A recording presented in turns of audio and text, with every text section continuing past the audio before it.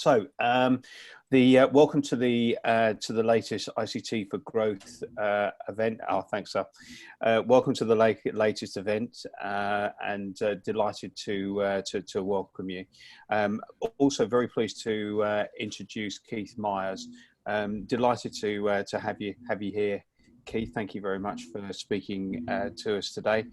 I think just by way of brief introduction, I think Keith's certainly a man of sort of many talents, and just want to say a few words to introduce him. So he's a new media practitioner involved in immersive technology. Specialisms include virtual reality, augmented reality, 360 film, and others to add to that. Obviously, you speak regularly, Keith, at most recently probably online, I suspect, but face to face normally as well. And also, you mentioned me, you're a creative arts teacher as well, so helping new creatives within the immersive technology space. So, which is great. Really looking forward to the presentation today. So, I know we're going to gain a lot from your presentation. So, looking forward to that. Just in terms of protocols around, we'll just ask everybody to mute the microphones, but please feel free to show your video, have your video turned on if you're comfortable to do so. It'd be great to see you. And I think Keith's planning sort of to offer opportunities for any questions as we go through. I'll keep an eye on those as well. There's the hand raising facility as well, so various ways to get involved. So yeah, without further ado, if I can hand over to you, Keith. Welcome. Thank you very much for that introduction, Mark. That's fantastic. It really is a pleasure to be here today. Thank you for the attendees as well. And I think from what Mark was saying, I just want to follow up a little bit about that. I'm an artist. I consider myself a creative in the immersive technology sector. I'm going to explain what that technology sector is today. I'm going to give you some tools to take away from this presentation so you can actually go out and create your own experiences. At the very least, you'll have a broad understanding of what immersive technologies are, what's happening with the marketplace in terms of the adoption of these said technologies, and how COVID-19 has really changed the landscape.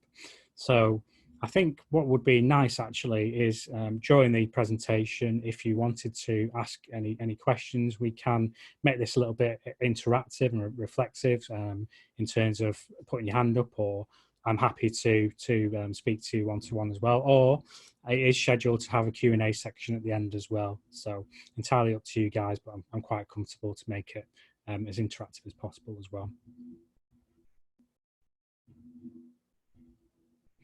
I think you're on mute, Mark. Yeah, no, that's great. Well, if you're happy to and ready to take us into it, then yeah, happy to hand the reins over to you, Keith. Excellent. Thanks very much, Mark. Cheers. Just going to put my presentation on. And then I need to share my screen. Whilst I'm doing this as well, guys, what I will be doing is showing you video clips along the way. So there will be moments where I'll be showing you particular media. Can I confirm you can see this presentation now, Mark? Yeah, it's coming through clearly. Yeah, that looks good. Excellent. So we're here today. This is part of the Humber Business Growth Hub in association with the European Union and the Northern Powerhouse, the European Regional Development Fund, and the overarching, I guess, theme is your Grow My SME webinar program. This constitutes part of that. And what I'm going to be looking at specifically today is I'm going to teach you how we can take audiences to remote locations in or out of a pandemic situation, and why immersive media production is possibly the way to do that in a COVID or soon to be post-COVID-19 world. Hopefully things continue to get better, right? So this is the presentation. Can you still hear me there all right, Mark? Yes, I can. Yeah, I was just letting somebody in, Keith. So yeah, all right, that's all good. Come across really well, thanks. No problem. So for the person just arriving now, just beginning the presentation, Mark's kindly introduced me, and it's taking audiences to remote locations, why immersive media production. So today we're going to touch on the future of where we can actually be in this post-COVID world and what's actually happening out there. We're going to look at immersive technology and how it helps us in a pandemic world. We're going to look at what is embodiment and telepresence, and look at some of the audio-visual tools to create immersive experiences. Then we're going to look at a snapshot of the immersive production workflows, and we're going to look at how the wider industry, I guess, is actually changing, and to prepare ourselves for this new world that is coming about. And then towards the end, we'll have a Q&A segment as well. I think you just got your audio on there as well, Mark, in the background, if you don't mind just muting that. So a little bit about me as well. So I'm a creative director of AV Immerse. I traditionally came from a filmmaking background, and I moved into VR and AR development. So that's augmented reality and virtual reality development. I really focused on 360 film design initially, and then of late, I've been moving into creating simulators for training organizations such as the NHS and other organizations, including Gymshark, and also working on a few projects at the moment in regards to augmented reality production and mobile apps. So really the company is set up to try and produce media content for this kind of new technology, really. But the sectors that I've personally worked in and the company is involved in is quite broad. So healthcare, I mentioned the NHS there, heritage, environment, education and training, fashion, the arts. I think for me personally, I think there's a real opportunity for heritage, and that's kind of where my interests lie personally. So we can just take a moment to start thinking about what the future looks like. I'm just giving you a couple of examples here.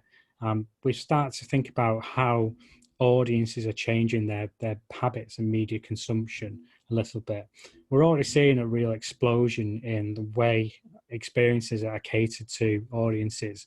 We've seen the real proliferation of media content by leaders, I would argue, Netflix, who are doing these streaming services now. You can actually go on Netflix, and it's just crazy how many actual TV programs and films are coming through that now. And they've become a real powerhouse in this sort of media setup now. And I guess it's arguably this post cinema world where we don't have necessarily the big studios anymore, or the power is shifting, I would say. But what I think is quite interesting about this is that they've started to look at interactive experiences, and this could arguably be the cinema of the future, or a roadmap towards what we might be thinking about as we consume film and media in the future. So one of the examples there is a fantastic example. If you do have Netflix, I would urge you to try Bandersnatch, because that's kind of a choose your own adventure experience where you can actually navigate your own path and explore a film in a different way. So we kind of got game theory and adventure books kind of coming into this other area here. I think that's kind of interesting. And then Sky have been doing a TV series recently as well called The Third Day, and the idea behind that was that the audience could participate with the storyline. And this isn't necessarily a new thing. We've seen a TV series like Lost and things like this where they've had audience participation. But what we're seeing now is possibly the roadmap to the future of media and the way we consume it. We've seen a real explosion in regards to events online. So I guess we're having an online event today. In an ideal world, we would be having these face-to-face, but because of COVID-19, we are in this situation. But that's given us an opportunity to explore media in a different way, actually. And we've seen a real different approach to getting people involved with experiences. So for example, the image in the center there is Travis Scott, who's an artist, and he did a live performance in Fortnite. I believe the actual figures for attendance was in approximately 20 million people worldwide watched his performance. And if you think about that for a moment, that's actually staggering. He's used a platform that's being used for gaming, and all of a sudden they've got a concert online and they're getting people from all around the world to come into that space. And this is the thing, we're starting to build these digital spaces that allow audiences to come in and actually not just participate, but have an experience from their own home. And it is a little bit with repackaging this media and this technology to give it another name, like virtual events. But I think it is important if we are, in this future world where it's still a little bit uncertain. Also in the image there, we've got the Burning Man Festival, and that's this really tall female light figure. The Burning Man Festival was an annual festival in the United States, and that took place where people would literally go to the desert. I think it was the Arizona desert or something like that, and people would go there. Thousands of Americans would go there, and people from abroad. They'd have this like crazy music festival. For the first time ever, they decided to do a VR festival or virtual reality festival this year, or the end of 2020, because of the COVID situation. And there's a few other examples in that slide, such as Lost Horizon, which was the answer to Glastonbury's issue with actually having a festival. I actually attended that one myself, and I thought it was very interesting. And straight away, I was able to interact with other human beings in that space, although I occupied a digital avatar. I thought it was very interesting. So when we start to think about the future, though, we can frame this thinking, and we can actually look towards what I would say are futurists, or people who actually have a grasp or understanding on the future. In particular, I would mention Jane McGonigal. She's a fantastic futurist, and she's been writing about the way in which new media or the future is going to take shape for about 20 years now. You can actually go online and go to her TED Talk, Gaming Can Make a Better World. And she really puts forward the process of using gaming to actually solve real world problems. And that's a real trope of what we're having to do today. We're having to actually try and resolve these real world problems. In her book, Reality is Broken, it really sets up the fact that we can use gaming to actually understand the problems in the world today. And it's a fascinating insight into a different way of thinking about problems in the world. So that's another piece of literature I would implore you to read, actually. So what is immersive technology? I've built that sort of framing, if you like. What do we actually mean, though, immersive technology? Well, in actual fact, the term or definition in dictionary, immersive, it comes from the idea of actually being dipped or submerged into something else. So you're immersed in an ocean or immersed in a sea. But when we start to think about technology, it refers to the technology that attempts to emulate a physical world around us. So it's this kind of idea that you're inside a digital world and you're getting sensory feedback from your environment, thereby creating this digital fantasy or other world that you're immersed in. There is quite a broad definition of immersive, and I've actually included a takeaway today to give you some of the terminology as well, which we will send to the attendees of today's session as well. But this isn't a new terminology. It's just being repackaged like the term virtual. It's just we're trying to reimagine the way in which we interact as human beings in these spaces, but we can use immersive amongst other phrases. Oh, sorry. So what are immersive technologies? Well, broadly speaking, the most obvious one is putting on a VR headset. So that's a HMD or head-mounted device, and that locks off you from your environment completely. And that's the probably most obvious example. Once you put the heads on, you're actually inside another world, and there's digital things taking place in that world, or you're hearing different things. You could be transported anywhere. Another example could be augmented reality, where you hold up your smartphone and you navigate around and you actually have an experience. Popular examples of that include Snapchat filters and Instagram filters, and even Pokemon Go. That's a bit of a cliche mentioning Pokemon Go, because everyone mentions Pokemon Go in these kind of talks, but it is the most popular example of augmented reality, and it does allow you to think about how the technology works. That is in effect a kind of adventure game where you're actually searching for a Pokemon character. Cleverly, though, it was actually a Google campaign to see how they could get people to spend money from being in certain locales or certain places geographically. So it's kind of an interesting thing going on there. But we've also got mixed reality, and that's kind of arguably the blend of augmented and virtual reality, these two other worlds. And something that I've used quite extensively, including virtual reality, is 360 film. So we can actually create 360 film and immerse the audience in an experience, really. I mean, it doesn't stop there. We can start to think about projection mapping, walking into a digital space. A few of the examples on this slide as well include immersive theatre experiences, whereby you actually go and you experience a sort of connection with the actors in a play, for example. So this would be a traditional way of breaking down the barrier between the audience and the actors on stage. The Great Gatsby in London was one of the examples that was doing really well before COVID-19 happened.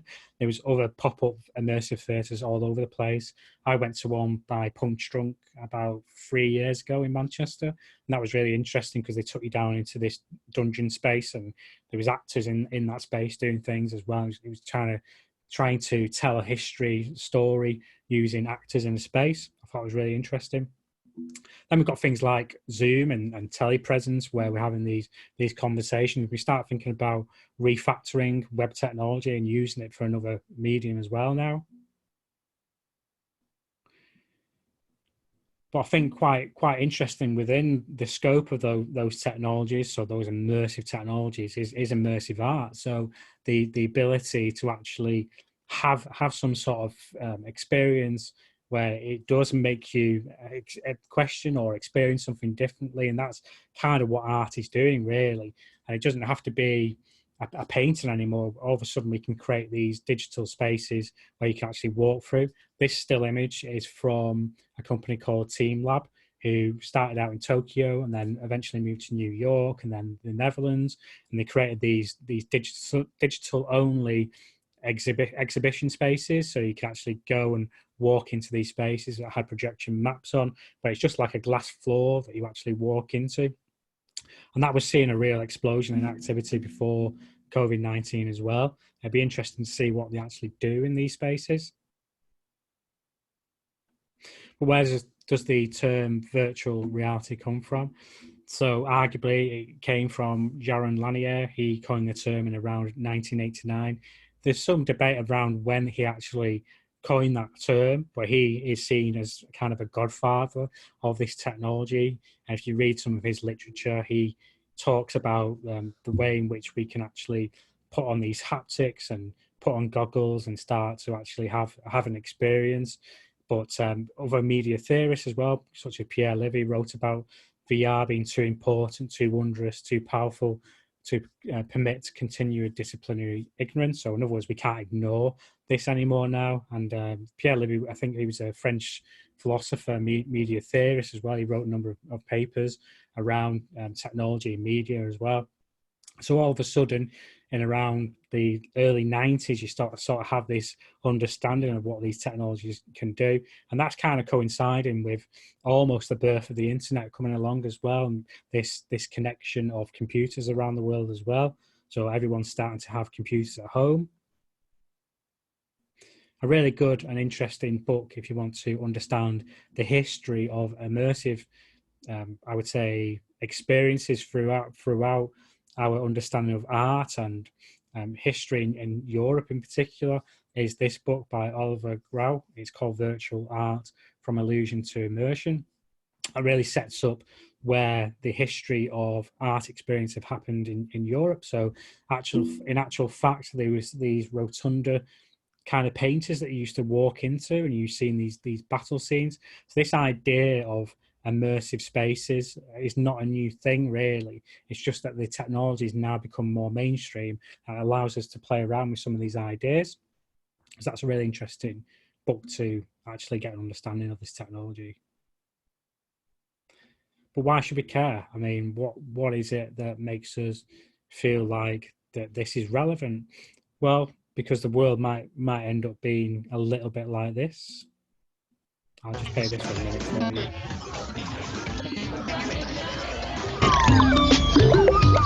Nice.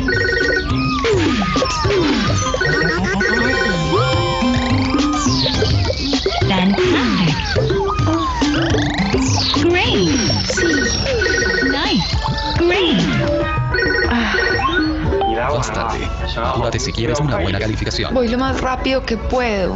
¿Has pensado en correr? Es saludable y eficiente. Seguro que no hay más trabajos disponibles. Estudié para ser profesora y estoy haciendo mercados. Y además puedes quedarte con los puntos de fidelización. Eres una monkey afortunada. Tienes que confiar en la aplicación. ¿Te sientes inspirada? Gracias. Chao.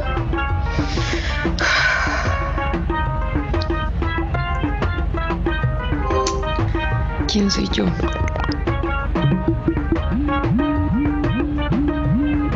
No, eso no es lo que quiero decir.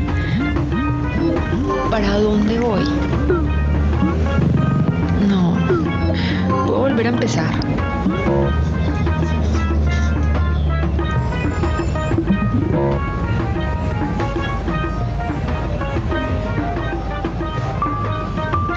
Olvídalo. Estoy presente ahora. Me amo. Estoy libre de mi ira. Estoy libre de mi tristeza. I could pause that there. You get the idea. So what's actually happening here is the protagonist in this film experience is actually walking around, and they're quite literally being bombarded with digital imagery. So in actual fact, this is kind of augmenting the actual reality. So it's augmented reality that they're experiencing. But I don't think we want this kind of hyper intense world. If Google Glasses had anything to do with it, they would have been a success. I know Facebook are trying to do a similar thing now with their headsets, but I don't think really we want too much saturation like this. We, as human beings, we need a little bit of space to experience. So what can immersive technology achieve that I would argue traditional media cannot? Well, broadly speaking, I would argue there are 4 categories here. The most powerful I'll come on to at the end. So we can actually simulate the world that we're actually entering into with computer technology to create an artificial world that you can see and hear things. But then we also get this sort of vividness as well, which is feeling like we're actually immersed in this experience. So we can elicit this from interaction as well. So we're kind of feeling like we're part of this world by our interaction with it as well. But I think the most important factor there for me is the experience of feeling embodied in that experience. So actually feeling like you're a different person in that experience. So we start coming into theories on identity then and things like who we are as human beings. And we can start to think about what it constitutes to be a particular race of a person, a particular sexuality of a person. So I think that's really interesting, a way of exploring this and asking questions. And also VR really allows us to explore ontological or philosophical elements of not just being a particular gender, but what it means wider, what it means to be connected to other human beings and this kind of thing. Also as well, very interestingly, we can start to think about telepresence being an immersive or experience that allows us to be beamed into another space. Traditionally, we've had the webcam, so you'd actually occupy another space. Ideally, would be occupying some sort of robot character or other avatar. So when you put on a headset, you would actually feel like you as another person. That's true telepresence. So actually being beamed to another space. Interestingly, this is the method that we're probably going to colonize the solar system, and that's already happening. If you look at Perseverance, we've got an eye on Mars now, we can actually see around. So this is a thing. This is actually happening. These technologies are converging together. I think that's really fascinating.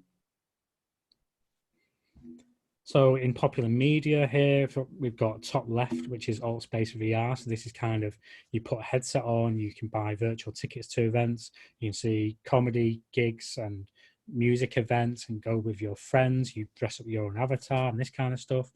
And then the top right, we've got a film still from the film Surrogates, starring Bruce Willis. That's a really interesting film around exploring identity and what it is like to actually occupy one of these avatar characters. And then obviously the bottom left, we've got the traditional webinar that we're having today. So this is this idea that we're trying to have this communication. I think we first started to see that sort of stuff in Back to the Future, probably earlier films as well. But there's a scene that springs to mind where Martin McFly has an argument with his boss and he gets fired, and it's via telepresence. I thought that was quite interesting. And then obviously we've got other platforms as well, such as VR chat, which is like Altspace VR as well. So it's kind of this idea that you can go to virtual gigs together, hang out, see concerts, and this kind of thing, really. So I want to show you a little bit more of an experience as well. So I think this constitutes a good example of actually being immersed in a space. And this is one of my favorite experiences because it's actually not only you embodying a character in this experience, but you actually feel like you're somewhere else with this cartoon kind of effect. So first of all, when you put the headset on, you're actually embodied inside this character. I'll play this a little bit for you.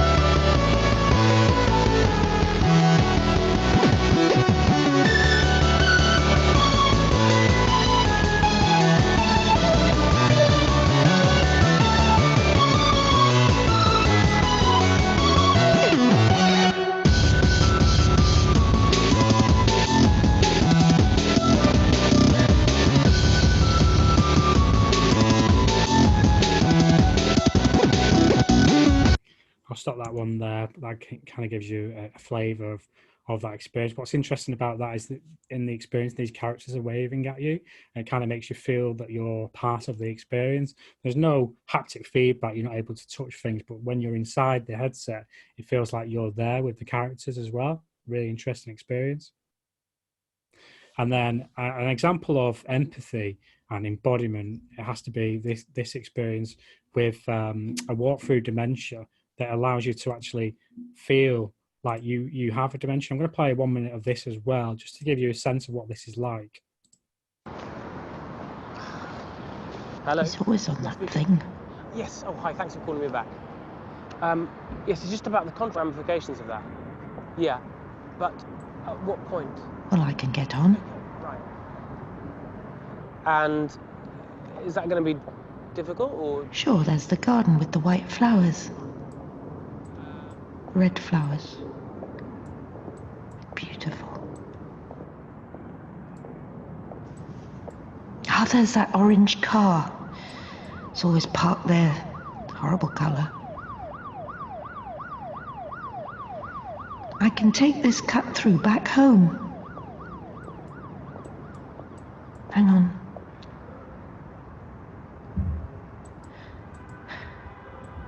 Hang on. This isn't the right cut through. This isn't the alleyway. Where does this go? This isn't right. Oh, Joe. Joe. Where is Joe? Oh, that's Joe. Oh. Is it? I'll stop that one there. But that's a good example of what it's like to be embodied in an experience. So you actually feel what it's like to experience dementia. And what the researchers did with that experience, they looked into the physical ailments that people with dementia had and tried to create an experience around that. And we'll come on to how you can actually make your own type of experience like that as well. So some of the audio and visual tools that are available to people looking to create their own experience, perhaps you are an artist or you run your own business and you're looking to try and experiment with this media, well, there are tools available.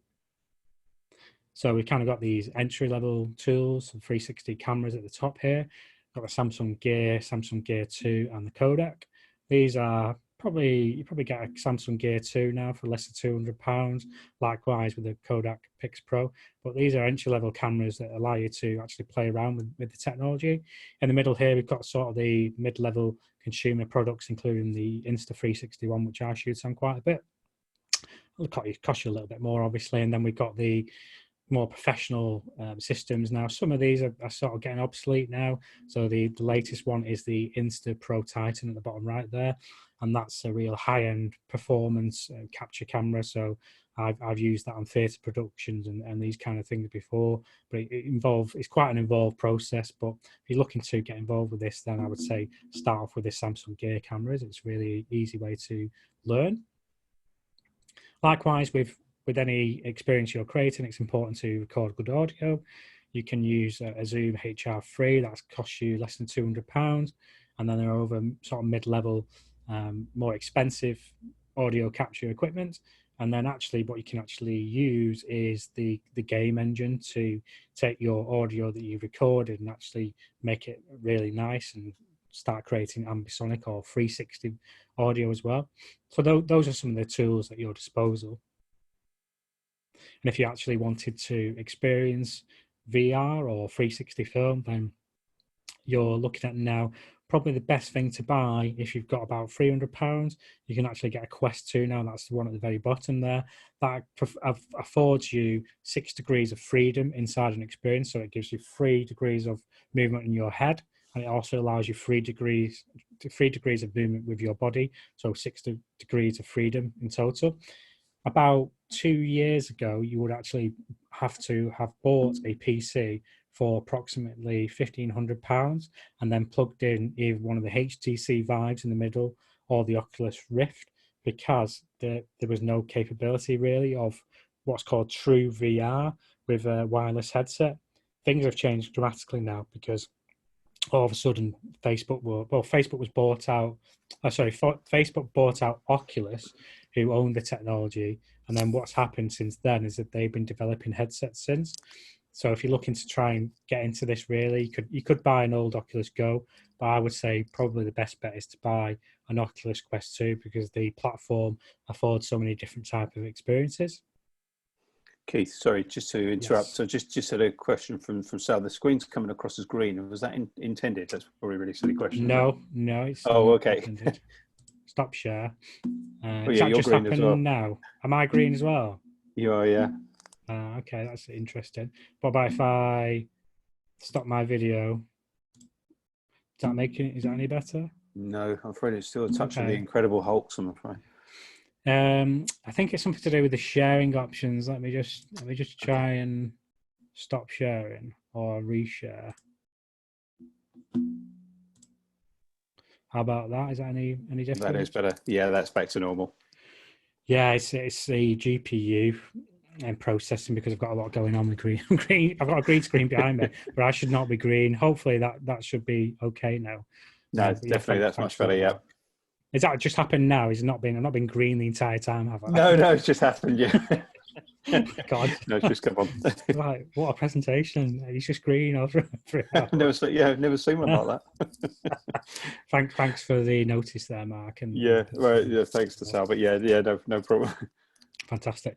So a snapshot for Sal maybe, and whoever's watching as well. I think Michaela and a couple of others were there as well. But in actual fact, if you wanted to understand how to make 360 video yourself, then you can actually get hold of, for example, the 360 camera, the Samsung one that I mentioned before, and you connect it to a mobile phone, and then effectively you've got to learn how to hide and seek a little bit. So hiding behind trees or not being in the frame. So if you're from a traditional sort of media production house or you make video, then it would be a little bit different. So you can't be in the frame, or otherwise you're going to spoil the experience, unless, of course, that's what you want. So you can actually connect via wireless or Bluetooth.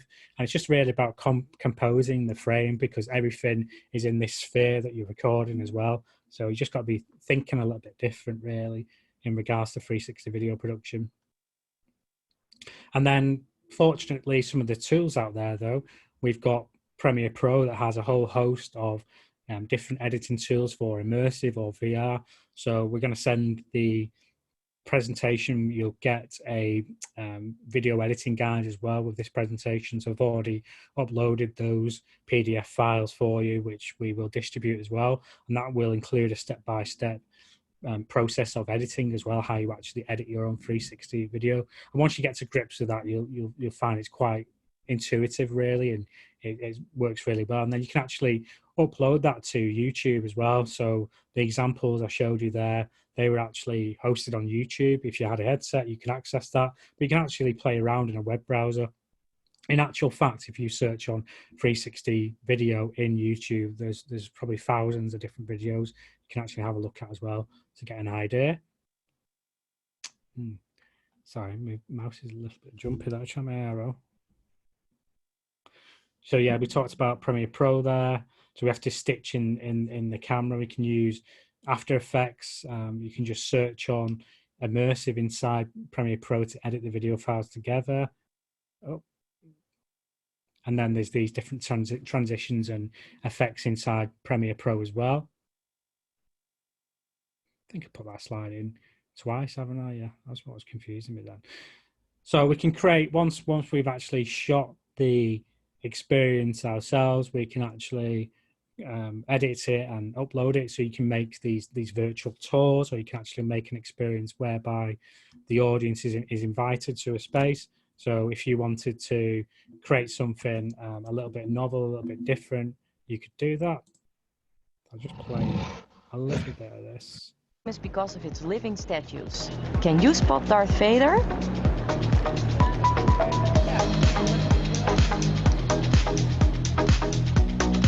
Here we are at the famous red light district. Wrong face of the Picture video. World. That's not what I'm trying to advertise. This is where These huge letters of I So, Amsterdam are a popular spot for to, taking pictures.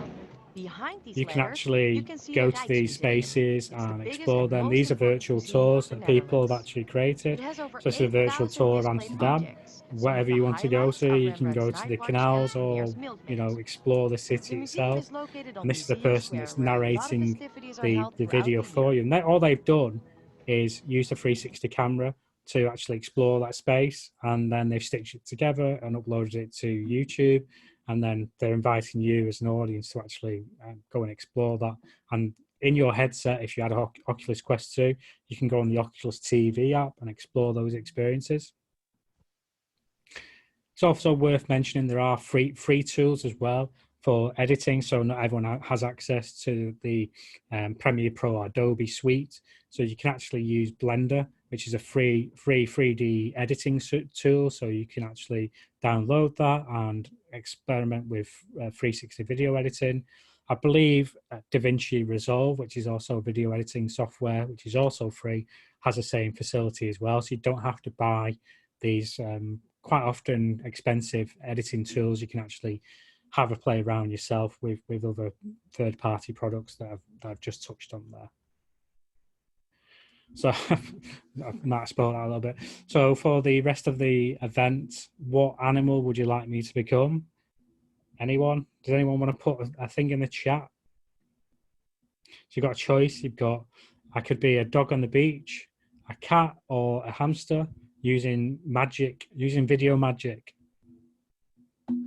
Anyone, Mark? Is anyone responding? I've got a request for a lion, actually. I don't know if you. Oh, a lion. and a dog. So or a dog, or a dog.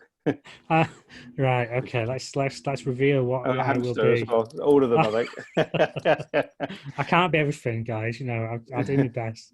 But there we go. Let's see what I'm going to be. Oh, I'm a dog on a beach.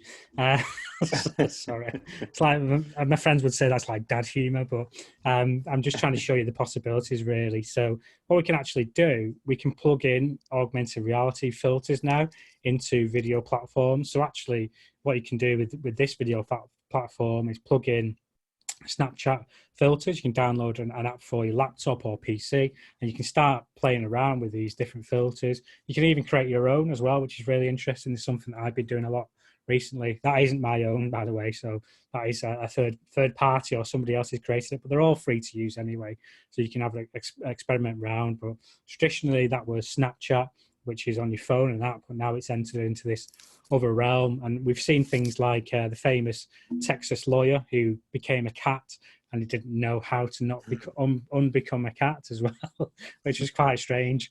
I laughed a lot at that because I've been teaching people how to create their own filters as well, so that was really funny for me. But, you know, the possibilities are endless. You know, these are gimmicks, but they're quite funny and quirky. But we're seeing some serious companies take a hold of this now. We're actually seeing some marketing take place now. So some fashion brands are really entering this space now and seeing this as an opportunity for brand awareness and product placement. So you've seen some creators now getting paid like $50,000, $60,000 to create these filters. And this is just from people I'm speaking to as well. They're getting some real, strong commissions. So these things you can learn yourself as well, and the possibilities are indeed endless. So I'll just touch on some of those tools. So we're on this screen here, the top left, that's called Adobe Aero. That's Apple products only. So that allows you to create more of a placemaking, augmented reality experience. So you can actually go to a physical space and play an experience. So for example, if it was an old building, you would hold up your tablet or iPhone and it would trigger experience, and audio and visual things would play around that space. Whereas the top right is Spark AR. So it's actually, they're creating a tool for Instagram. So it's called Spark AR, but it actually produces these filters for Instagram. And likewise, Lens Studio is the software that you can use to create Snapchat filters. So there's these tools that are out there. You can really explore what's going on. There's tons of stuff going on with this space, and I think we're just about to have a real explosion with augmented reality, because all of a sudden people are out again, everyone's excited, and there's going to be new and novel ways of experiencing very normal, ordinary things, because we're primed for it now. We want these things.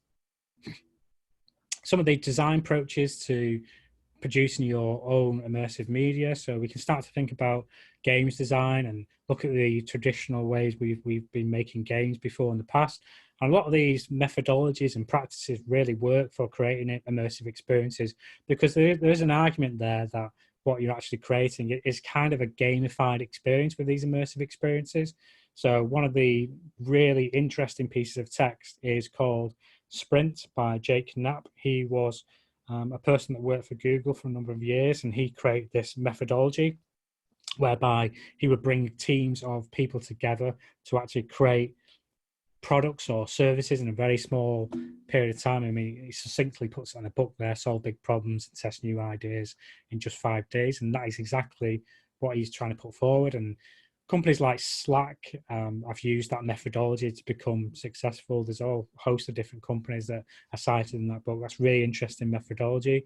And then traditionally, a game design document, we can create a game design document that specifies the genre of what we're making, who the target audience is, how you interact with this experience. And that allows us to frame the immersive experience as well. So immersive can be one of those broad categories. It could be a 360 film, which I've touched on how to make, or it can be something more bespoke, like an interactive virtual reality thing. But these techniques allow us to start thinking about what we're creating before we make them. It's very important.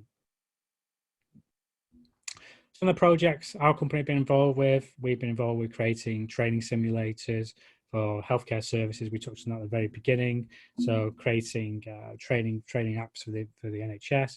For virtual reality for fashion brands, and then working on international heritage projects in Ireland and other places as well. And then recently doing a lot of stuff around theatre and performing arts, and trying to capture these performances in 360 as well. So using a virtual reality production method to create a training simulator for the NHS, and this approach was a gamified approach. So allowing the person to put the headset on, in this case the GPs that we were training, to actually have an experience of what it's like to be a patient or doctor in a certain scenario, and then asking them a series of questions inside the virtual reality headset they could interact with, and they were getting feedback on what was right or wrong. And we were doing that to really address antimicrobial resistance training. So essentially that's getting antibiotics from the doctors in a correct fashion. So the administration of that, so giving it to the right people. So looking at really to try and develop these next generation tools with the NHS is really interesting. It has been. One of the projects we were involved with as well was the degree show on Mars. You can follow that link if you want to and have a look at that. So this is the ability to take people to an online degree show that was for Liverpool John Moores University fine art students, and it allowed them to have their annual degree show to a remote audience. So we were solving the problem of how do we interact on online with audiences that want to come and visit a show. So we're still able to have that show. That's a really interesting piece of work. And we use 360 scans of the university, brought 3D models into the space and this kind of thing. So that was a really interesting one. And we had some, famous people broadcasting that as well. I've also included a guide, a free asset guide in the pack that you're going to get with this presentation today. So you can actually download this, and if you're fortunate enough to have a headset, you can sideload it onto the headset and access that and actually have an experience in nature. This was working with the Wildlife Trust to create an experience whereby you could go out into nature and actually have it was more of a poetic experience. So I guess I was using my sort of arts background and working with the organisation there to create this experience, which turned out to be fantastic. So that will be included in the pack as well. And then we worked with a company called Ludus Dance a few years ago as well. And this was to capture a series of performances for what was called the Mill Girls and Militants. That was a 100-year celebration of the suffrage movement. So that was using moving arts or performance to try and celebrate the struggle of women against oppression in the UK and the right to vote and this kind of thing. There's a link there as well if you'd like to experience that. And then, like I said, of late, we've been working with theatre companies as well. The top image was a cube box that we made, and that allowed the audience or the camera to be situated inside this cube box to simulate a more tactile environment that was then rear projected onto. So that still is actually a flattened out 360 image. And then the bottom image, we worked with a theatre company who created this amazing set using fog and mist and this kind of green space as well, real plants. And it was actually to take the audience through a space. And that's more of a 360 kind of tour. That was really interesting to work on as well. And just thinking about the way the industry is changing as well, and what's actually happening, the broader scope of what's going on, really. So we're starting to see these new techniques called virtual production techniques. So it's kind of not just experiencing VR, but VR or immersive production is being used to actually create experiences. So they're using techniques, new techniques to make media. I'll play you a little bit of this to give you a flavour of what I'm talking about. I'm going to fast forward it. Can be on the screen within 24 hours of being finaled. It's incredibly impressive when you first walk out there because it completely surrounds your peripheral vision. And you really quickly forget that you're indoors and you're not out on some planet's surface. It feels like a real three-dimensional environment surrounding you because it is a three-dimensional environment. You can allow your key creatives to all make decisions together so that the shots are captured entirely in camera, which allows for a better performance. And what was so exciting about this is by bringing those people together, things started to click, and we started to realize, well, let's not just do green screen and interactive light. If we're going to design the whole set and game engine ahead of time, maybe we could have some in-camera effects.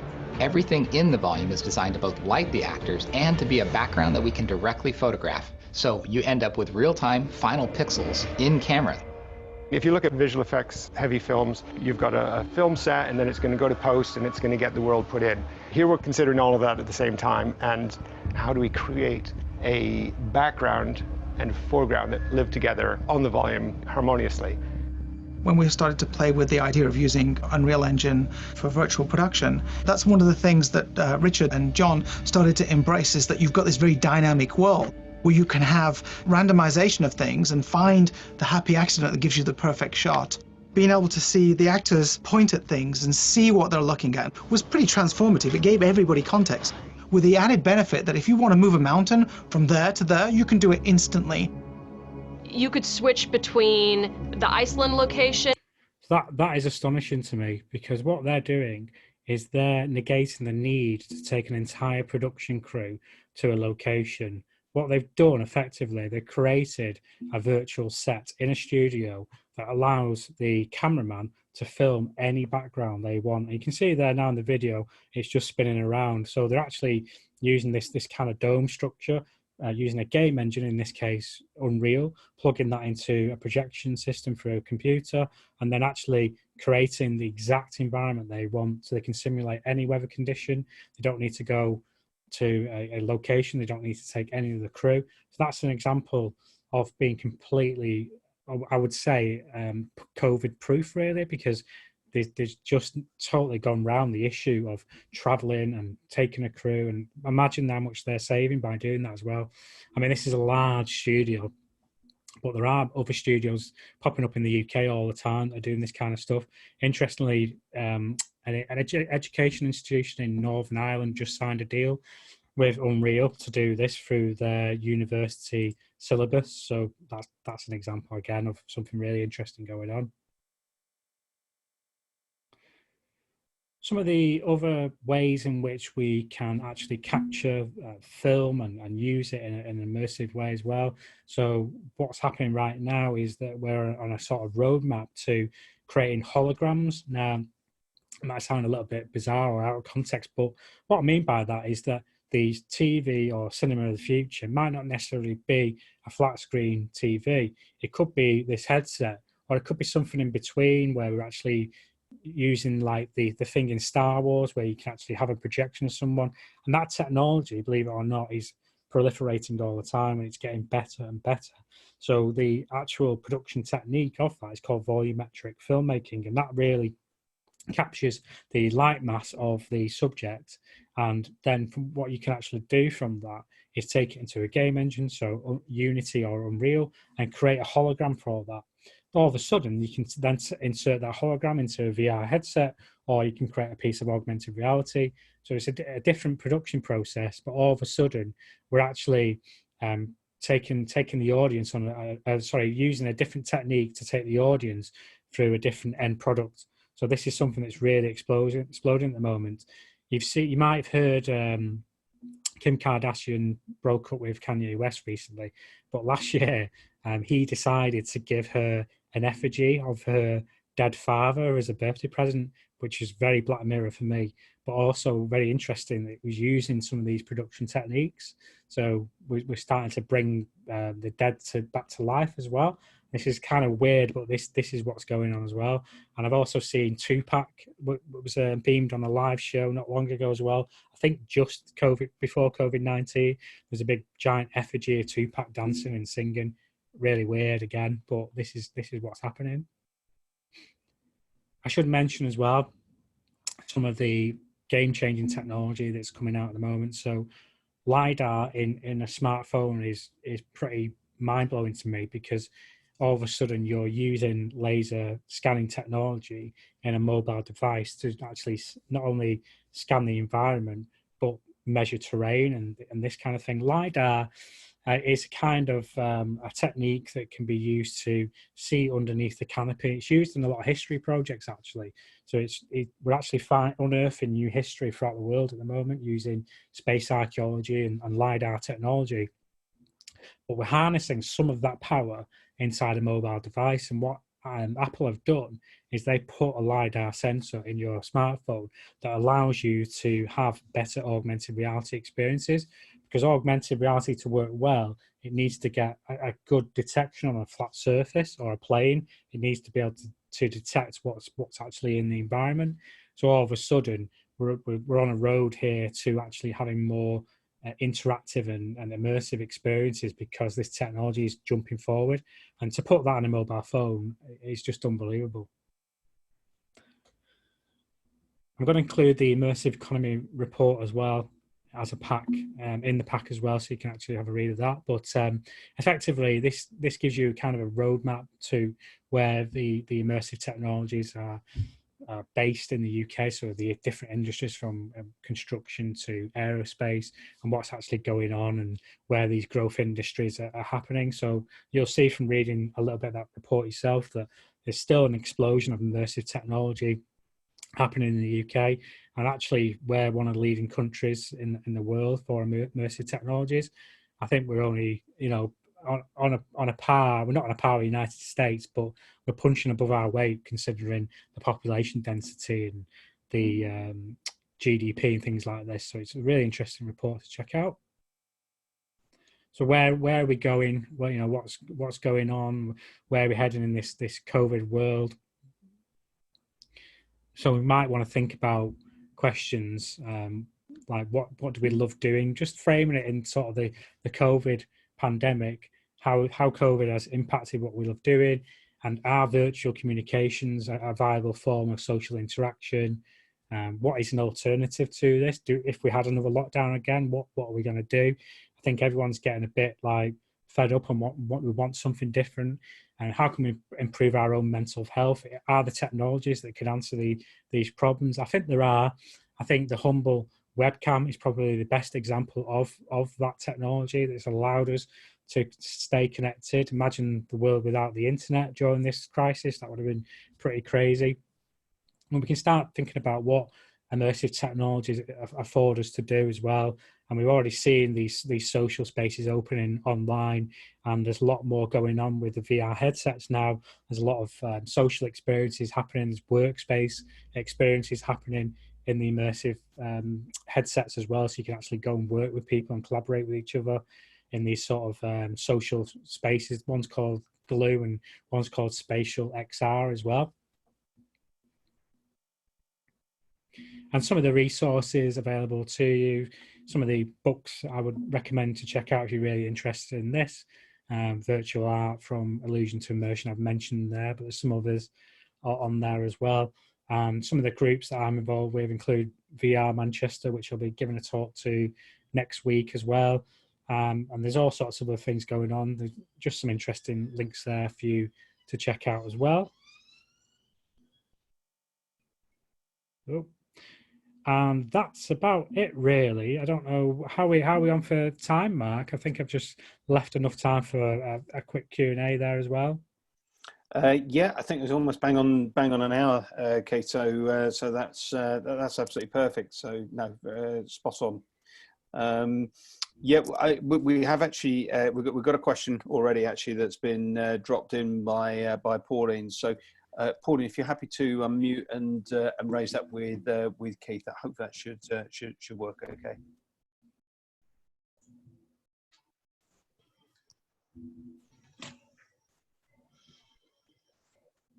Is it Sal? Sal or? I think it was Pauline. Oh, I think it was Pauline. Anyway, sorry. Hi, can you hear me? Yeah, I can hear you, Pauline. Hey, yeah, sorry guys.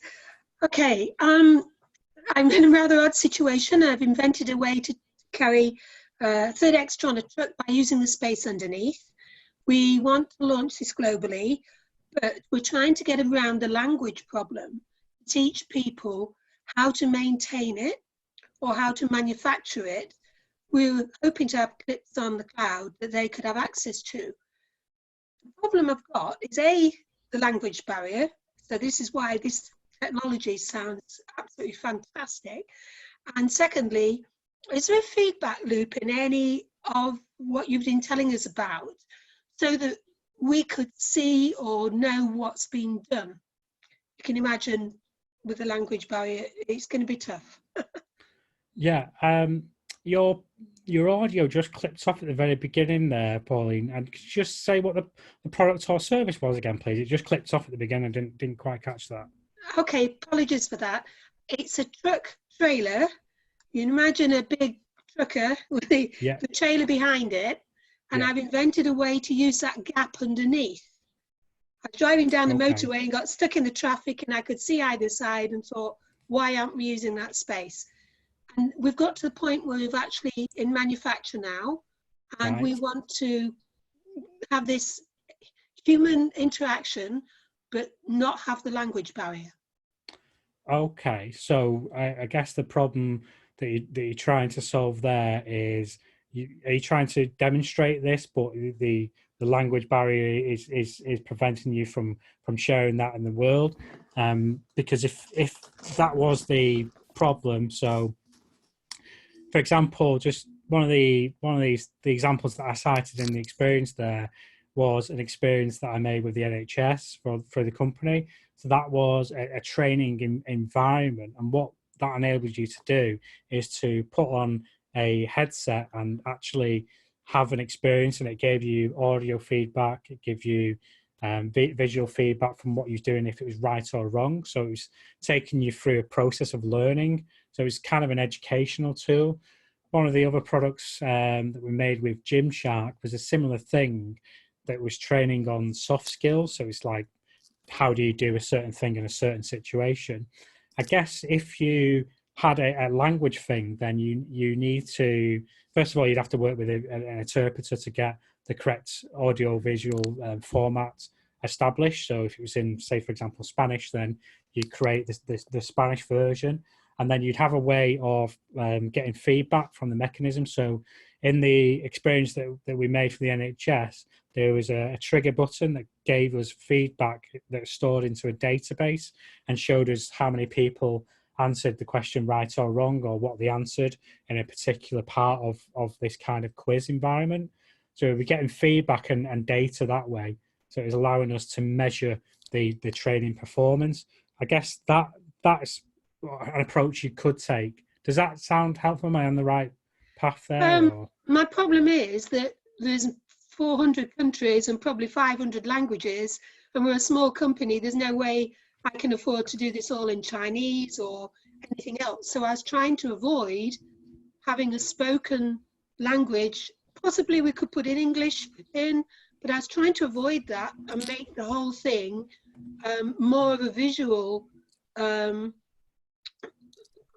solution, so that they could maybe see an example of a guy, oh, I don't know, fitting the wheel on the inside of something, and then step by step having maybe some sort of augmented reality, so they could see it in a cartoon form to simplify it. I don't know. But then once they've done it, how do we know they've done it, and how, if they did it right? That I just wondered. Probably a universal problem, that. It's a great question. Yes, I think you're on the right track with your initial point, which is showing them rather than telling. That's we communicate, how much of human communication takes place on a visual feedback. In actual fact, that's why VR works so well, because it allows us to get haptic or visual feedback from what we're doing. And this is why the business case and justification works for immersive training, because it cuts down on the amount of time it takes us to actually do the training, because you're having immediate visual feedback. And it's not necessarily about telling someone what to do ad lib. You can actually show. How you would show them, though, you could use infographics, I guess. You could use, so one of the things inside the VR headset you can develop is you can develop different color icons that highlight to touch things. So there's haptic and visual feedback. And one of the toolkits and plugins to VR allow you to do that. So when you approach an object, for example, it'd light up, and then you would intuitively grab that in VR. So there's that methodology you could take as well. Okay. So yeah, I'd think about trying to design something as a visual tool without even thinking about anything to do with immersive technology, first of all, and see if you can solve that problem using infographics or diagrams. And if you can, then you know you're on the right track. Thank you very much. Sorry to take up so much time. No, it's a pleasure. Absolutely fine. Thank you. Just following on from, oh, sorry, Sal, go on after you. No, you carry on, because you're going to follow on from that comment. So you carry on, and then I'll comment later. Thanks. I was just going to ask, just picking up on the point about almost sort of planning it out, Keith, beforehand. Is that where a lot of the time goes, in terms of, if you're sort of, you've got to design it, visualize the experience, I guess, before you can produce it and choreograph it. How do you go about that? Is it just literally almost as if you're designing a film, or that sort of idea? It's a great question, Mark, and I'm glad you asked that question. If you plan it out, it allows you to establish whether or not immersive technology is the right thing for what you're actually trying to solve. So quite often, I'll have a conversation with a person. They'll say, like, they want to do something, and I'll say to them, well, is this the best format? And I'll explain the properties of what immersive technology can do, but also look at non-immersive technology and see if that can solve the problem initially.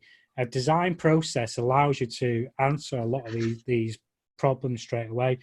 In actual fact, if you visualize the problem and actually begin to use a design sprint mentioned in the book that I mentioned in the presentation there by Jake Knapp, his methodology was to bring stakeholders in a business together over traditionally a working week and trying to create a solution to a problem.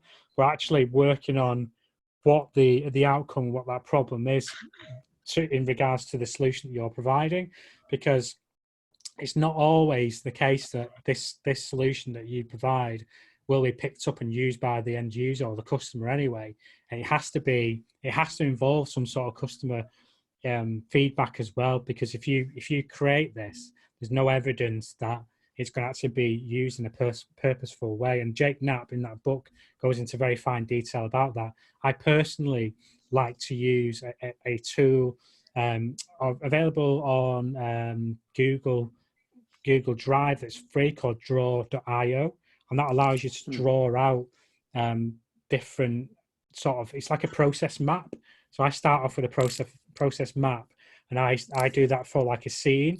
So I'll do like a process map is just basically, it's either ellipses or rectangles or rhomboids and things like that. So you can put text in that and connect it up with wires. So for example, the start screen to connect to the entry point, and then from there you can select option A, B, C, D, and you go into different scenes.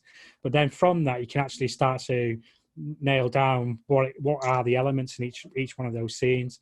So I would really sort of, particularly for immersive technology, you need to really dial that in before you do it. It's a bit different with 360 film because you can actually go out and test and experiment quite easily and quickly. In actual fact, you could test out a lot of problems with 360 film and then play that back and then decide whether or not to invest more and create some sort of more interactive virtual reality experience using a game engine then. So it allows you to quickly solve problems and test assumptions. PowerPoint slides as well. What's the Apple version? Keynote that allows you to build things like you're making an app as well. And that's something again Jake Knapp mentions in that book. It's a real fantastic way of looking at solving problems. Really, definitely worth a read. Yeah, I'm absolutely sold on it. It's actually sitting on my desk, and we haven't sort of prepared this in advance. So really not. It looks like we're lying. Really not. It's on commission by Jack Knapp. Can't get hold of that. Mine's on the shelf behind them. Oh, that's good. That's good. It's encouraged me to dust it down and actually read it. It's been sat there for a little while, so need to have a look. So that's great. Thanks, Keith. Sal, what did you ask? Thank.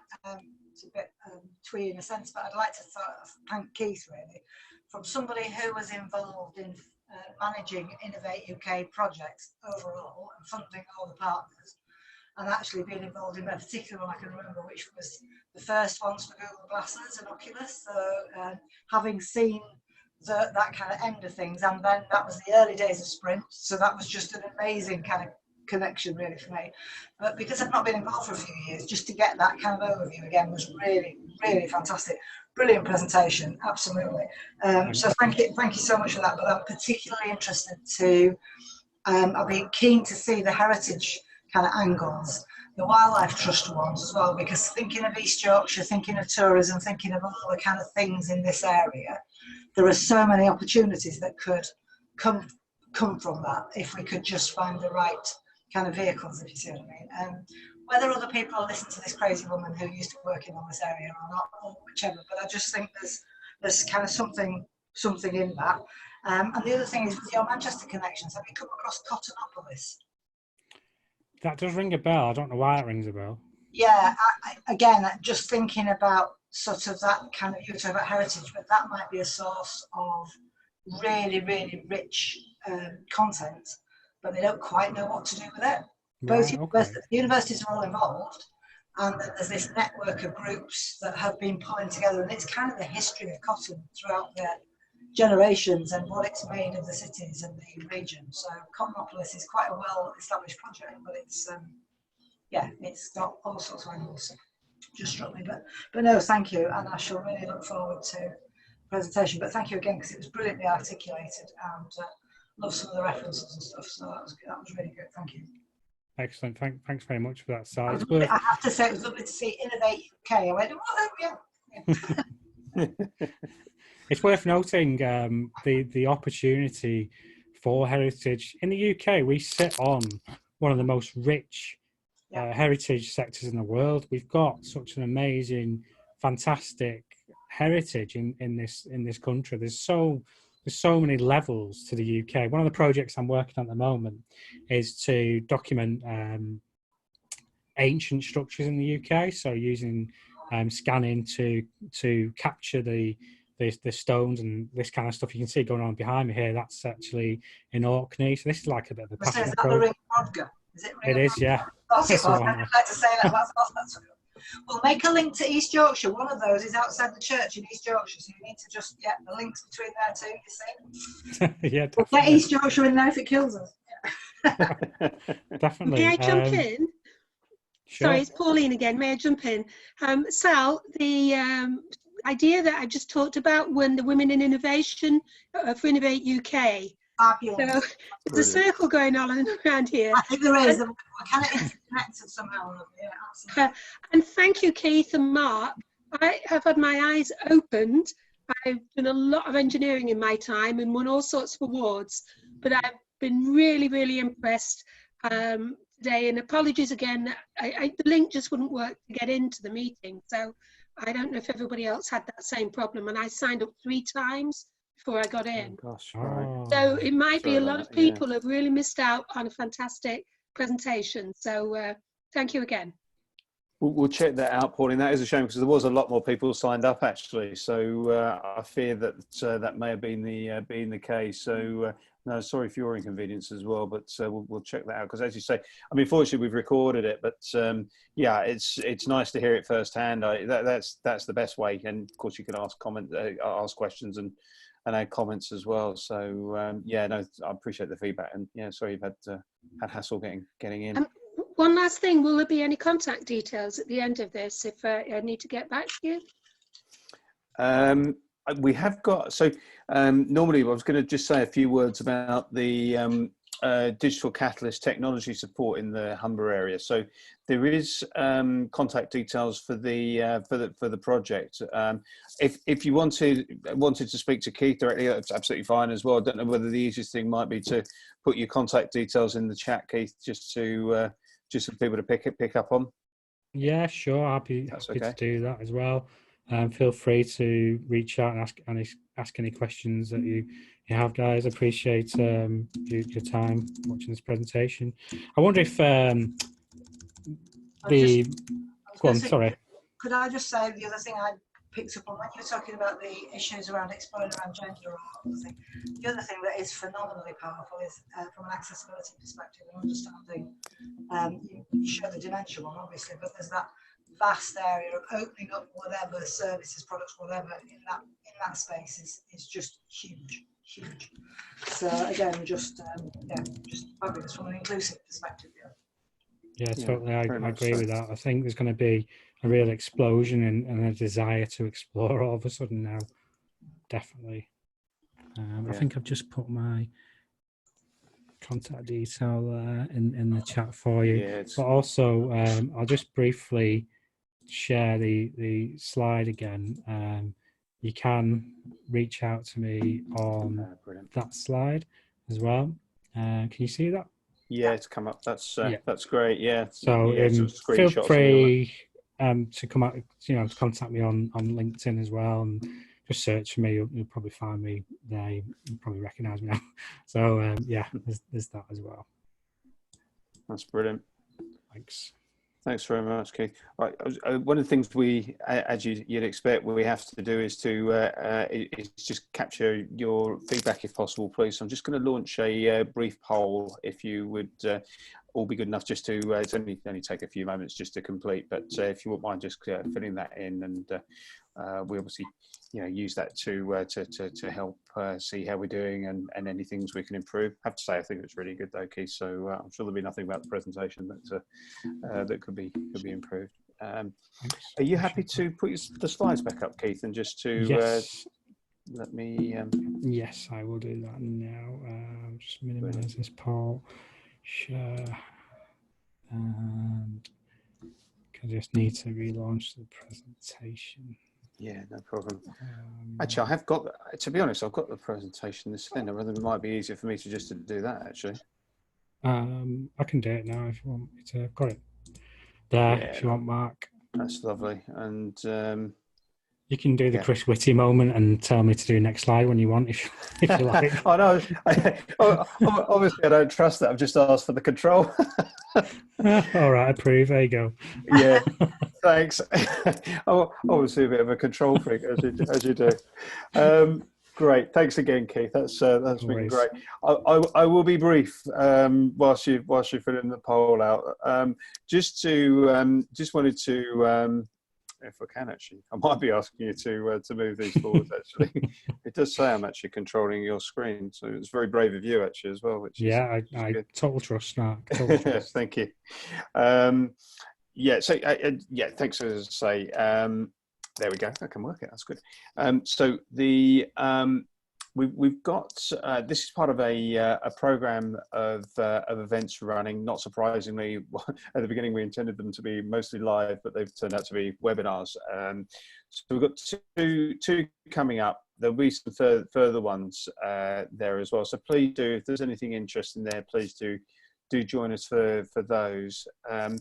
The other thing we're going to launch as part of this is a mini digital skills academy. So looking to pick up on some key themes: cybersecurity, digital marketing, moving to the cloud, things like that. We've got about 6 topics lined up, which we're about to launch, which will be a series of 3 fairly in-depth and connected workshops on the particular topic. So looking to launch that possibly in March if we can, but certainly if not in April. So if some of that's of interest, then please do get involved, and certainly we'll be publicising that through the Growth Hub.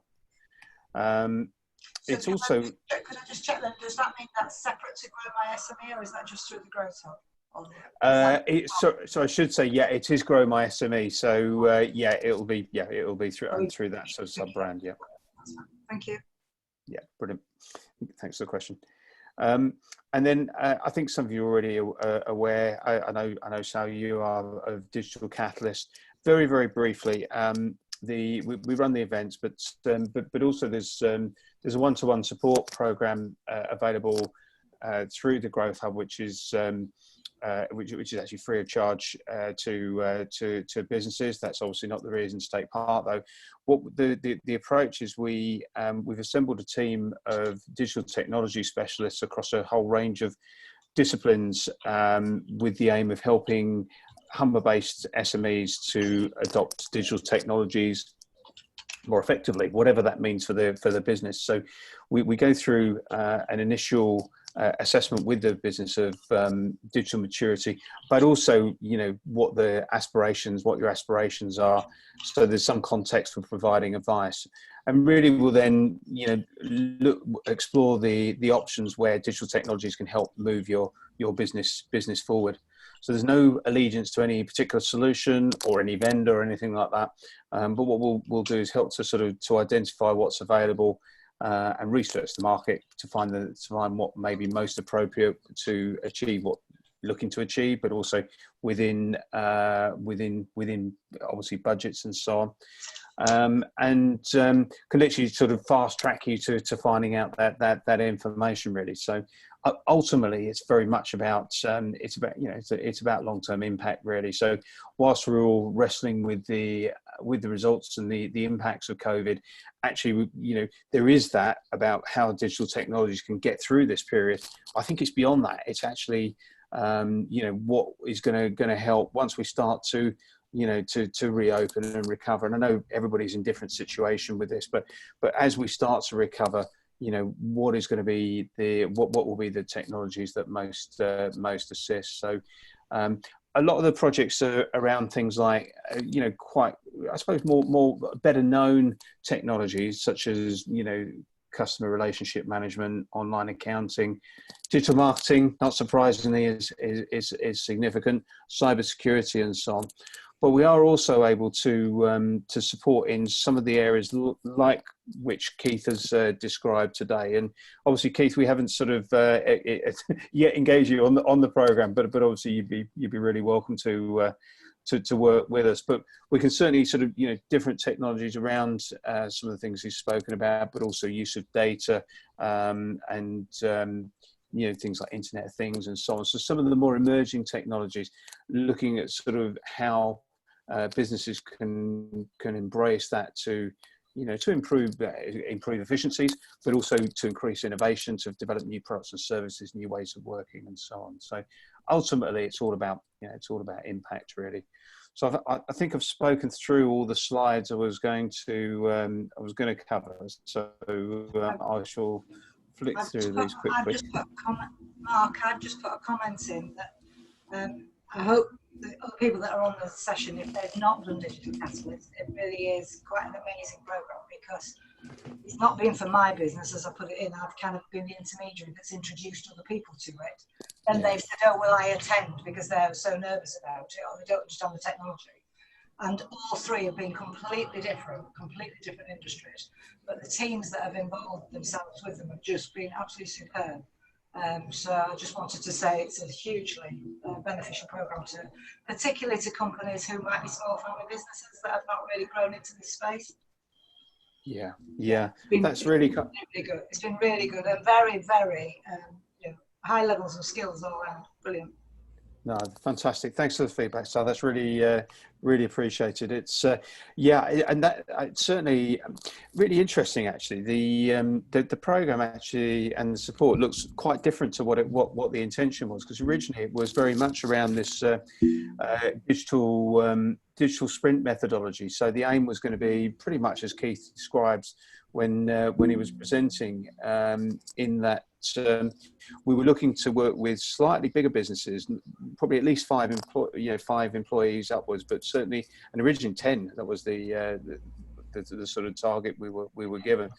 And we were going to literally work on short digital sprints to either solve a problem or develop a new innovation. And just by dint of not being able to get face to face so easily, it's been the support has become much broader along the lines that I've described, and some of the slides that are going through here. So it has allowed us to be a bit more flexible, but it's really good to hear that we've been able to successfully in the experiences you've had, deal with different businesses, but also different problems as well. So that's fantastic to hear. That's what it's all about now, I think. Hopefully we get a chance to go back to some of the original plans as well, and have a bit more of a sort of hybrid approach of that direct support, but also the digital sprints, digital road mapping approach we had in mind. But no, look, you probably said it better than I could, Sal. So I've put a bit of information up there. We've got the contact details, a bit of information there through Grow My SME as well. What I should say is we're kind of more or less fully subscribed for the number of businesses we can work with, but we are still bringing new businesses on board, because it's going to be extended beyond into April. Currently, the cutoff is March, so we're still recruiting businesses. So so it's been popular, but we can still take new businesses into the program. So just contact us and we'll step you through the process. And there's just a summary slide there around just about the Grow My SME support generally. So obviously we're involved with the technology related ones, but there's some really important work going on around supply chain networks. So developing commercial relationships between different suppliers in the area. There's a business scale-up program, so about those aiming to provide specific support to those businesses that are looking to grow and grow fast. That's really powerful stuff. And you can see the things above the growth hub related services, one-to-one business growth advisory, expert mentoring, and grants and investment. So so lots there to take advantage of, and all good stuff. Obviously, we're very keen to help. So if you think we can assist, please do be in touch, and we'll be delighted to take things further. And of course, yeah, please do join future sessions. Great stuff. Sal, thanks for your comment. You know what? I actually made a note of. I think I'm going to look for a headset as well. So, but thanks for the feedback. Really looking forward to getting into this a bit more. Can I just give you a call back in 2 seconds? Just let me finish this other call and give you a call. So thanks very much for that. And yeah, just a big thanks to you all for investing your time to join us today. And obviously the time is valuable, so we do really appreciate it. And a big thanks to you, Keith, as well for a fantastic presentation. Really enjoyed it and learnt a huge amount. So thanks very much for that as well. It's been great. My pleasure. Thanks for having me. Thanks for everyone turning up and asking the questions. It's great to have that interaction with real people asking questions. It's nice to hear your voices. Yeah, absolutely. No, it's been terrific. Brilliant. Well, I've just checked. I don't think there's any other, apart from thanks, and yeah, really appreciate your feedback. That's really kind. Yeah, and yeah, to everybody as well. You stay safe and stay safe and well. And look forward to seeing you next time. Thanks very much indeed.